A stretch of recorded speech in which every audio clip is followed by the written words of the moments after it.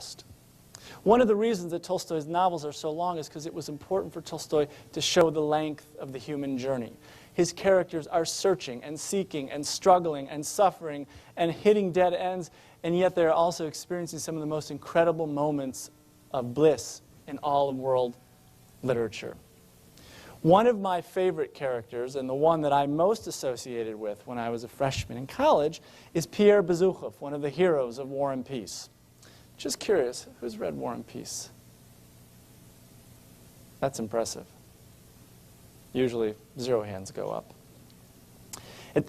Pierre is a big-hearted, bespectacled, slightly overweight idealist when the novel begins. And maybe that's why I liked him, because I was all those things too when I was 20 years old. And so the novel begins, and he's come back from Europe. He's spent 5 years there getting educated, as many aristocrats did.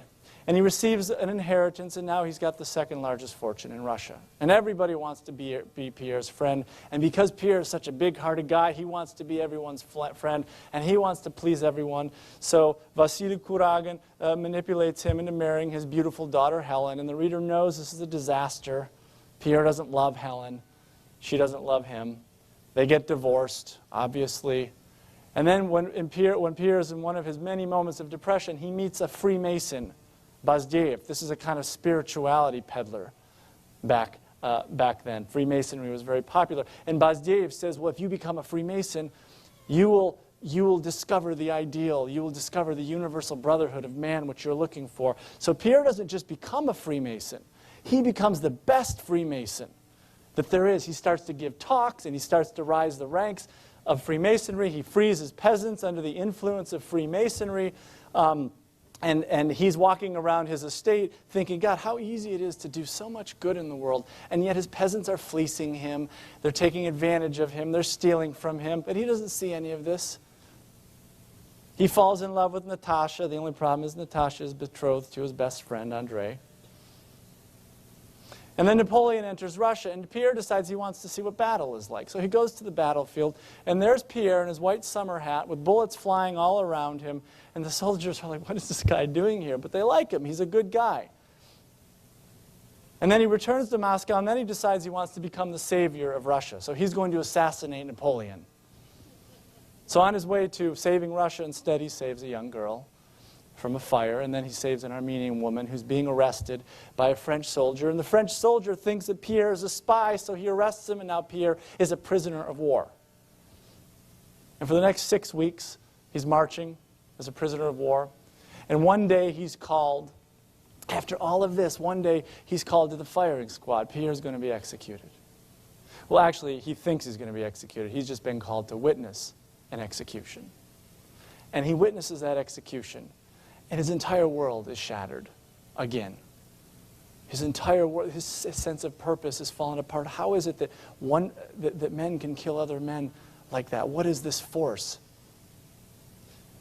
And when he is in that position, he's thrown into a shed, and he meets the wise old peasant Platon Karatayev. Platon gives him a potato. And never in Pierre's life has he ever tasted anything more delicious. You see, in that moment, after all of that journeying and traveling, when Pierre has been stripped of everything, of his possessions, of his money, of his power, of his clothes, his strength, his very sense of meaning, when he's been stripped of everything, he discovers something that he hadn't understood before. In all of his searching, he discovered the sheer joy and beauty of simply being alive. In that moment, he discovers that, he glimpses that Tolstoyan truth, that Tolstoyan truth with a capital T, and he realizes it's right here, right now, in this moment. It's all around him. It's within him.